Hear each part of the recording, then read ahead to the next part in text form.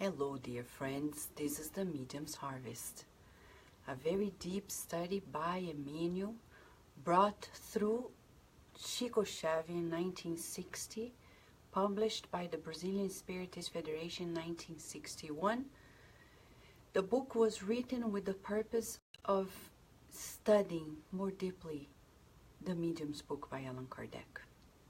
The Medium's book by Allan Kardec is the manual for mediums and evokers.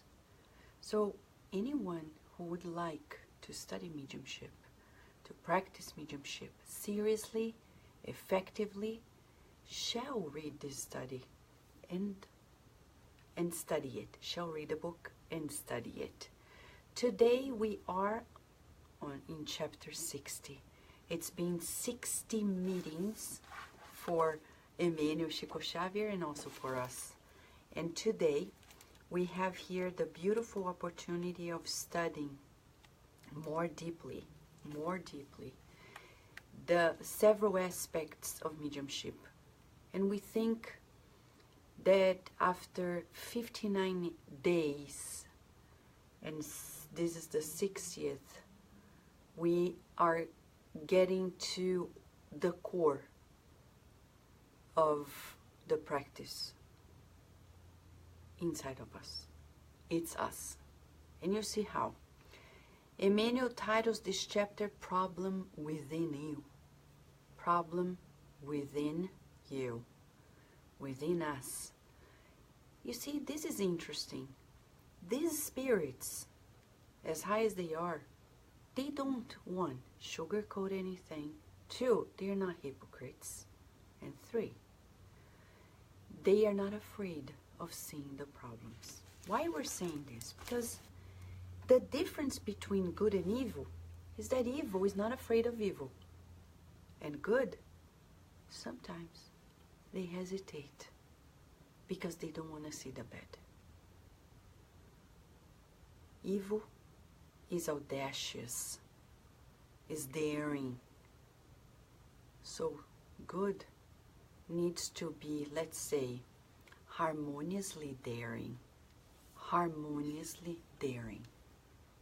And we're saying this because Emmanuel, in a meeting, as a wonderful educator and researcher of the human soul, he brings to us that in order to work mediumistically, effectively, productively, and charitably, we need to verify one issue that happens inside of us.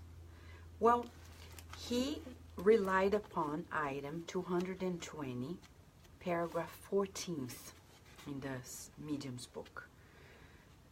Paragraph 14th of 220. It's just slipped away from me right now. 220, right here. 14th. It's a question and an answer in chapter The Development of Mediums. Okay? Development of Mediums. And it says here, if it is a mission, if mediumship is a mission, why doesn't it represent the privilege of moral individuals only, since it is also given to those who merit no consideration and who may even abuse it? Answer. Precisely because such individuals need it in order to evolve, so that they may have the possibility of receiving wise teachings. If they do not take advantage of it, they will suffer the consequences. Didn't Jesus himself prefer to speak to sinners, stating that it is necessary to give to those who are in need? Okay, this is the straightforward answer of the high spirits to Kardec. We're not perfect, and today our dear friend Leah Severo, thank you Leah, sent me a message saying, Vanessa, it's amazing because chapter today ties into chapter 42 that we've studied before. And you're right, Leah. mediumship and imperfection. And back then when we studied it, Emmanuel begins this chapter saying, observe how many times you need to forgive and also to receive help. This is us. Mediumship is an opportunity to serve and to evolve, to rescue and to solve. So there are many beautiful things in that chapter telling us about this perfectibility inside of us and how mediumship can be a tool to help us, and we would say expedite this evolution. If we could say to people nowadays a few reasons why it would be important to give themselves an opportunity to study mediumship, to study and practice it at some level, we would say first and foremost, because we are all mediums. By thought and vibrations, we feelings, we interact with other incarnates and discarnates minds. And we're influenced by them, and we influence them as well.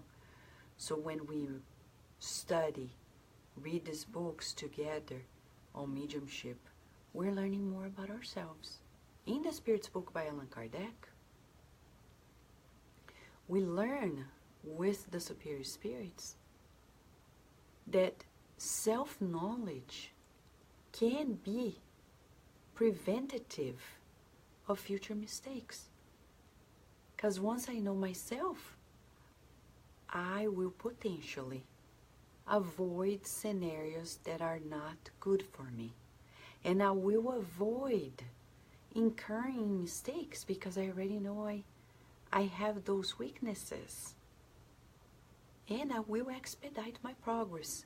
So studying mediumship also gives us an opportunity to expedite our progress and practice it even more.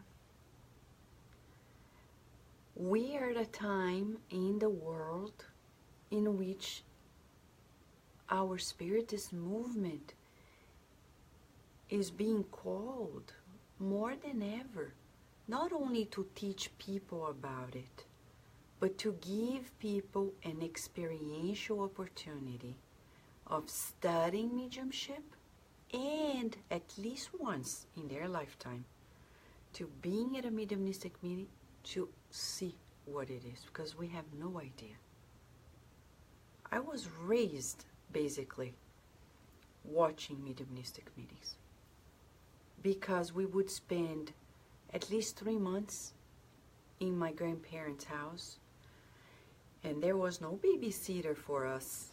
So whenever every week they had to go, many days of the week, go to the Spiritist Center and do these obsession meetings. It was also natural, saying, come along. And I remember being in the front row, the mediums around the table, very disciplined, educated mediums. And our grandparents kindly would say, you stay here seated, don't make noise, think of Jesus, close your eyes. They explained to us. They were very kind. And for us, it was, at least for me, I'll never forget the dialogues and the beauty of the kindness of the spirit counselors talking to them, and the prayers and the group, involvement of love towards those entities, and the instruction of the higher spirits. It's important to experience it. Why? Because we're talking about feelings. Many people are afraid of mediumship because they have no idea whatsoever how we practice mediumship in Spiritism. Right, Cesar? Yes, Cesar, it is amazing. It is amazing. And I'm thankful to God. And I say to people without questioning, it's important that you give yourself an opportunity to see how Spiritism deals with mediumship, with responsibility, conscientiousness and kindness and compassion, discipline. So it's about time on the earth that we move to that direction. Study is the first step. So what does Emmanuel tell us in regards to this potential issue within us? Chapter 60, Problem Within You. That was written through the mediumship of Xavier on August 19th, 1960, based on paragraph 14th of item 220 of the Medium's book. Emmanuel then writes the following. Let us listen to Emmanuel. He doesn't spare words. Escaping mediumship. Many people end up claiming, I cannot stand the labyrinth of opinions. Divergence is everywhere. That's a lot of demand. I tried, but I couldn't. I'm not a guinea pig. Accept. You can accept it if you want. I do not want complications. It's too much of a struggle. And they may even add, God does not punish anyone. And if I quit mediumship, the world is not gonna become worse. Yes, says Emmanuel, the Creator does not condemn anyone, but He corrects the maladjusted creatures by the means of His laws. God is infinite wisdom and determines through each one of us the creation of the school for the aid of the illiterate. But He does not remove the spirit that is accommodated in the underground of ignorance from the darkness. God is infinite love, and He sponsors through solidarity the construction of the asylum in which the mental alienate is sheltered. But He does not suppress the madness of those who have been indebted to imbalance. He is the infinite compassion, and God establishes through work the necessary means for the solution of all the troubles and obstacles that precede the progress and the tranquility of humanity. But He does not remove the difficulty of those who indulge in laziness. This is how God on earth today, He promotes through the Spiritist doctrine all the necessary resources for you to successfully dedicate yourself to the sacred mission of mediumship in your own favor. However, if you desert the obligation, the result of such attitude is a problem within you. Don't we love Emmanuel? We do. Remember, the high spirits, they reach their level not only because they did the good, but they did the good of being courageous, facing evil. When we grow mature, we are not afraid of facing darkness and evil. Just so we see how the collective unconscious works, look at the superhero movies. The superheroes, different from ordinary people in those movies, they are not afraid of facing evil. They are not afraid of fighting against it. They are not afraid of making things right in spite of the attacks. Now let's bring it back to real life. Let's look at our superheroes. Okay, the one and only is Jesus Christ. But look at Paul and Stephen. the book, Paul himself, he was never afraid of facing evil face to face. He was not a coward, and he was not even immature, because sometimes we're coward. We chicken facing evil. But other times, it's just because we're not mature enough, and we prefer fantasy. If you tell little kids that those cartoon characters don't exist, that it's silly, etc., they're gonna cry. They need fantasy. It's part of their development. So we need to respect. But when we grow more mature, we understand that, of course, those are kind of fantasies. And like evil, I face it because it's a reality. I don't go to work thinking. Many people frustrate themselves and are daily frustrated in their expectations because they go to work dreaming of a white Christmas. I would say this way. And it doesn't happen. And they go home, oh my gosh, people are so cruel, people are this. But what would you expect on the earth? But what are we gonna do when we face ignorance? We're gonna be mature and say, look, you cannot do this. You need to be conscientious. If I can, if I can't, I will pray for the person. How are we gonna better the world if we run away from evil?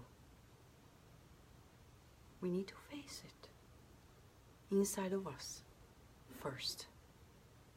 Are we afraid of seeing our shortcomings? Some people, they say, oh, Spiritism, since I started Spiritism and studying it, I feel life is so difficult. Everything's so conflicting. Because we're not seeking the good. When we seek the good, it doesn't mean we don't realize that there is the lack of good. We just keep aiming at the good, but fully aware that it's going to take time for us to blossom in its full potential, the good. Meanwhile, shortcomings are going to exist. But I'm not going to feel guilty anymore. And I'm not going to condemn other people anymore. But we're going to talk sincerely in the mirror and with people. I'm not going to use masks. First therapeutic question for us today. Are we using masks? Because the use of masks means that we're not facing life as is, that I need to protect myself. There is a moment in which I no longer need those masks, right? So it's vital for us to ask this question. The use of masks, different hats, psychologically means that we are not homogeneous. And when we're splitted, we suffer. We enter in conflict. That's when people tell me, but Vanessa, I've learned at my work that if I don't brag about myself, I'm not going to get a promotion. Oh, I know about it. I remember. I remember when I first learned. My first boss in the United States. After the first meeting, scientists together, bright minds, and I was observing. I didn't say anything, believe me. And then he came to me and said, Vanessa, why didn't you say anything? Because I'm observing. But if you don't say anything, people won't know that you're bright and that you think. I say, you know, I don't care. At this point, I'm sorry, but I need to see how it works first, so I know when I need my time. I'm not going to pretend. And if they judge me in 1 minute, that's their problem, not mine. I'm sorry. I'm not going to use masks. I'm not going to feel insecure. I have to prove a point. And every year, people would say, oh my gosh, what's going to happen next year? I don't know. Aren't you worried? No. And I was there for 18 years, learning how to trust in God. And that's exactly what Emmanuel is referring to. You don't run away because you trust in God. That's the ultimate resolution. If we are in a resolution center today, trusting God is the key. But on the other hand, I would tell this person, many years later, of course, professionally, I wanted a promotion. And another boss promised me, oh, Vanessa, if you, by July 1st, you do this, that, and the other, I'm going to give you a promotion, new title. Then I worked day in, day out, day in, day out, day in, day out. When the day came, I knocked on his door. And he said, okay, here's the paper, the other paper, this, that, and the other. When's my promotion going to come? He said, hey, hold on. Hold your horses. I said, you know, there's no way I can hold my horses. They are ready to receive the honors. So, you promised, you fulfill the promise. Kindly, I said it. So, you're saying it's not that you're bragging about yourself, but you were truthful. Right? So, we're not afraid. And when I look at myself in the mirror and I say, oh my gosh, Vanessa, you said this, maybe you should not have said that, or you did this, you should have done differently. I look at myself in the mirror and I say, holding myself with care, oh Vanessa, I love you. Because you're a child of God. I'm going to lead you into a new way. Okay? So I lead myself kindly. And then I'll be able to do the same with others. But I will talk at the adult level. I'm not going to talk child or the critical parent, or we're going to talk to ourselves adult to adult. Kind adults, but conscientious adults. And that's what Emmanuel is telling us. Don't be afraid of your fears. Work with them. Like Monsters Inc., open the door of your closet. Look at the monster inside and talk to that monster. Because it's something that was projected from our minds. Kindly, but trusting in God. You see how in this message, divided in two parts.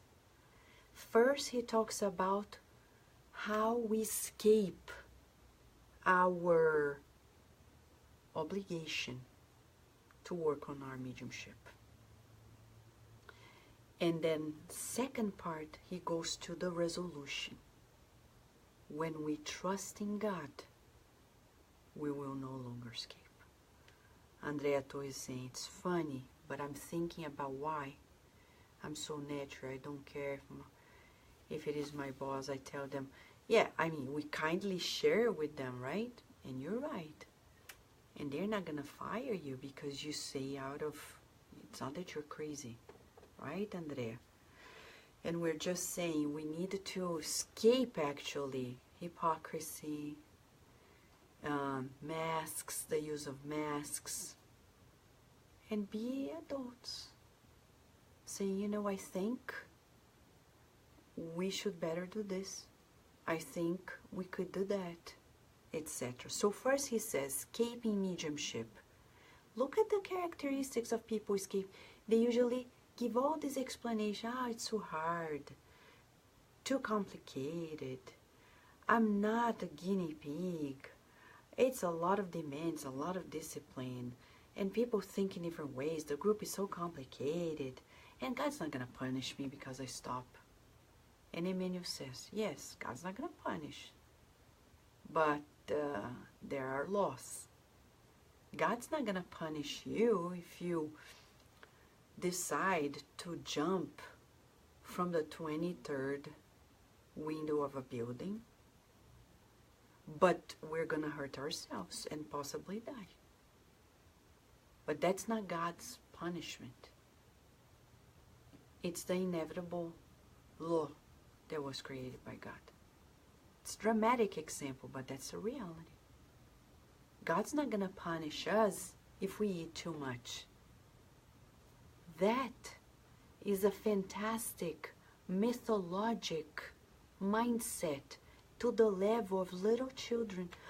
Oh, God is punishing me because I've been eating too much. No, God's not punishing us. There is a law of preservation. And if I go beyond its limits, we're going to suffer the natural consequences, laws of God. But God didn't create these laws to punish us. God created these laws to educate us. Actions and reactions. Exactly, Adriana. Thank you. The law of action and reaction is a reality. For every thought, every feeling, every word, and every action, there is a reaction. For every thought, every feeling, every word, and every action, there is a reaction. And for us, we need to understand how the universe works. Mythology used to tell us, right? Oh, this is happening because the gods want this to happen. No. It's a natural consequence. We're working with God's laws. And the laws were created out of order, out of love, out of education. Right? We aren't punished for our sins, but by ours. Exactly. Our shortcomings, they have the very remedy inside of them, Teresa Castro. That's a much beautiful and deep thought. Exactly. So if the resolution is this, one more element, huh? He says this. Sacred mission of mediumship. Now, you have your intellect. I do too. We're supposed to educate it, develop it.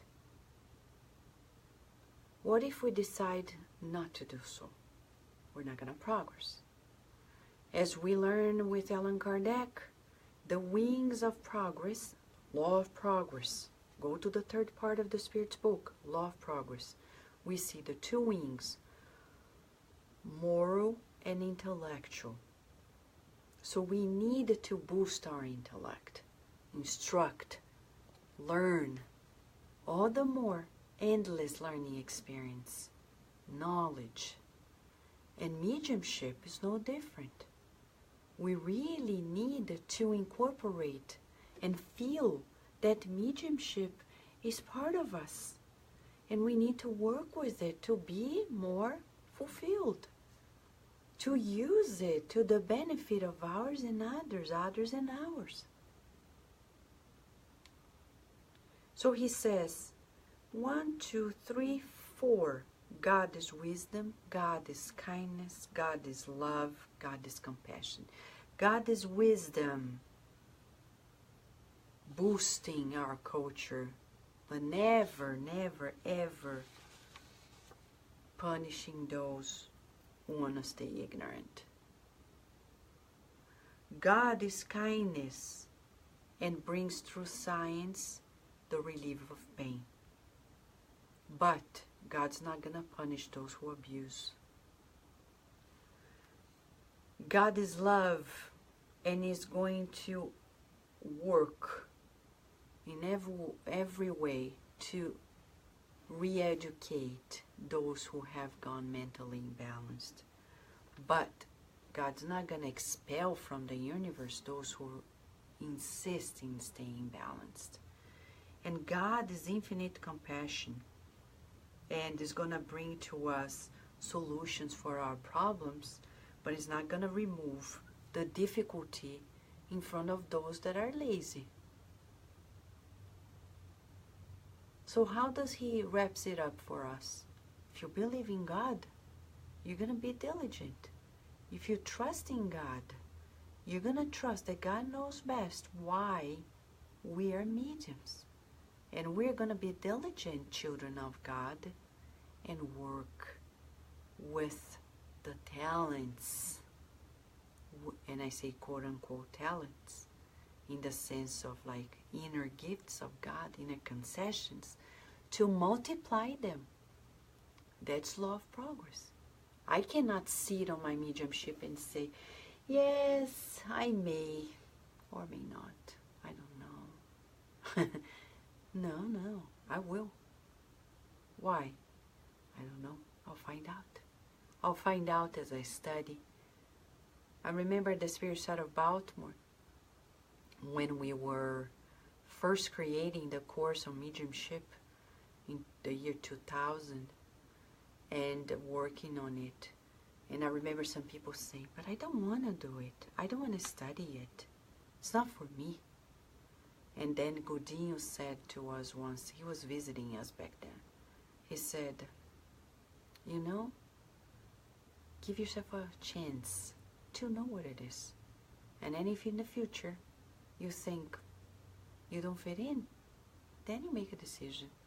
But you can't decide until you know what it is. Not only through study, but through real sensorial experience. Go see it. And I'm not asking you to knock on the door of the Spirit to say, can I please watch a mediumistic meeting? But coordinate. Coordinate. There are many places around the world you can do this. But it's inevitable. It must be done. How can I go on with my life, feeling myself as a spirit and not caring for this beautiful and inevitability to communicate with others? Right, Dulcie? Thank you. She says, we're children of God. We need to love ourselves first. Exactly. So, this is how God on the earth today promotes through Spiritism all the necessary resources for us to successfully dedicate ourselves to the sacred mission of mediumship. So from today onwards, when we talk about mediumship, it's sacred. It's a mission. Through it, we can help ourselves, help many people. And he says here, very straightforward, if you desert the obligation. So he's telling us that working on mediumship is an obligation. It belongs to the laws of life. Mediumship is life. It belongs to the natural laws created by God. The result of this attitude is going to be a problem within us. I've seen many people deserting it. But I've never seen anybody who deserted being happy. I'm not blackmailing anybody because I have no personal interest in pushing anybody to study and work on it, but for the sole purpose of sharing what I know it can be good for everybody. I want people to have the same opportunity that I have to study it and to practice it safely, with responsibility and discipline. But it's an obligation. If I desert it, I've never seen in my life, and I am 45 years old. I have a lot to see. But what I've seen this far, here, in other countries, connected to several people, everyone whom I met who quitted their commitment in Spiritism and their commitment in mediumship, they're not doing well. And I say this kindly as a reminder to ourselves that Emmanuel knows what he's talking about. Scientifically, the mediumship that is practiced under the framework of Spiritism can be very, very healthy for us emotionally, spiritually, socially. Why? Because we become more watchful of our feelings, of our actions, of our thoughts, of our words. So there are scientific studies showing to us that Spiritist mediums, if they are really diligent, they can actually they can be mentally healthier than ordinary people, because we work with this inner discipline, right? Inner discipline. So if I desert the obligation, the result of such an attitude is a problem within us. It's a problem within you. I don't want it. Do you? So go and trust in God. How do I trust in God? A good technique given by the spirits through Kardec in the first part of the Spirits book is contemplating nature can be really give us a boost in terms of our trust in God. Scientists, when the more they study nature, the more they encounter God. When I am constantly dealing with nature, I surrender because I ask, how can such an intelligent effect not come from an intelligent cause? And the supreme intelligence of the universe is what we call God. That's what we're talking about. If God created us, so be it. And if He created mediumship, of course, you have any doubt? God, why? Why? And He's saying, go. Learn with Spiritism and practice it, and then you find out. Be easy in the hands of God. In a scale 0 to 10, how easy are we in the hands of God? Usually we're very rebellious. God gives us mediumship and are like, I'm not sure I'm gonna work on this. What? You see, our rebelliousness is really striking, and that is affecting several parts of our lives, and we may not even notice it. Exactly, Weber, first cause of all things, God. So, are we rebellious? Are we easy in the hands of God? Mediumship is sacred. What are we doing with it? Or are we just theoretical spiritists? Let us meditate on this. Let us really dive into this invitation that Emmanuel gives to us tonight. Shall we? Right, Weber? Angie, today she was inaugurating the studies of thought and life every 2 weeks here at Kardec Radio. Good job, Angie. Thank you for giving our audience an opportunity to study this book by Emmanuel that is so precious. So every 2 weeks, in 2 weeks you'll be back. Right, Angie? Yes? And Dulce, how are you, Dulce? Nico, how are you, my friend? Teresa Castro, welcome. Adriana Monteiro, thank you so much. Andrea Torres, how are you? Anna from Alabama, how are you? Julija, how are you, Julija? Luiz Camargo, thank you so much. Cris Costa, thank you for being with us. Angelita, beautiful projects, the Fraternity Without Borders, right? Ceisa, beautiful Ceisa, how are you? John the Rosa, my eternal friend, welcome. Nora Brazil, welcome, welcome. My friend Paula, big hug to you. Silvio Otero, I got your email. I'm gonna reply. Thank you so much. Sunshine, how are you? Justina Martiri, big hug to you and the family, beautiful family. Nina Dui, thank you, Nina. Lívia Moraes, how are you? Rihanna, how are you, Rihanna?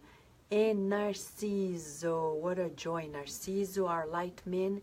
Karina Lisi, how are you? Alexandra, your program, we need more of you. Let's stay in touch. Lea Severo, big hug to you and thank you again and again for your help. Adilson, how are you, Adilson? So let's go back here where we've been. Thank you. And Rudy, grateful. I'm grateful to you too, Rudy. Now, tomorrow, be prepared, because Emmanuel is just going like deeper, deeper, deeper. Mediumistic attunement. This last third of the book, right? This last third, we've been through 2/3, 60 days. In this next 30 days, we're going to see the deepening of understanding and tools and the mechanisms of mediumship. And he talks about mediumistic attunement. And what does he say? To cooperate in mediumship, in service of the good, you must not wait that the discarnate instructors boost your body as if you were I have the translation, but it's not in front of me. I have the Portuguese version now. As if I were a heavy load to be almost like carried by the good spirits. What is he talking about? He says, meditate in this topic and you see that it's very difficult to move alone in this or that way of life. Remember that above all, pure good comes essentially from God, and that the messengers of God will tutor you lovingly if you are open to serve. Now, I'm not spoiling the message. I'm just giving you more reasons to mark your calendar and be here. Right, Raquel Bakeshi? Because mediumship is sacred. And anything that comes good in life comes from God. So come back. Rejoice. Because tonight the spirits empowered us. And we're very grateful to God for it. So thank you, friends. Thank you, God. And let's do our homework. Until tomorrow.